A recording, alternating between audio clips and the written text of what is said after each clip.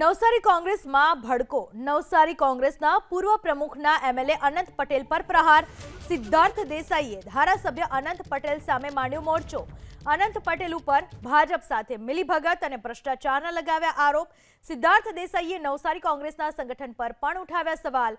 સંગઠનની સમજ ન હોય તેમને બ્લોક પ્રમુખ બનાવાયા હોવાનો આરોપ. નવી ટર્મમાં એક પણ કારોબારી બેઠકમાં ન બોલાવાને લઈ વ્યક્ત કરી નારાજગી.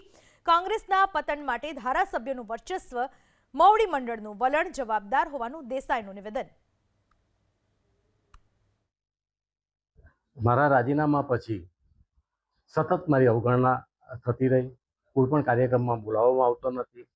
તમને આશ્ચર્ય લાગશે કે ધારાસભાની ચૂંટણીમાં પણ કોઈ પણ જાતનું સાહિત્ય મારા ગામનું મને આપવામાં નથી આવેલું. આવી રીતે જે અવગણના થતી હતી, લોકોમાં પણ આ ગણગણાટ છે.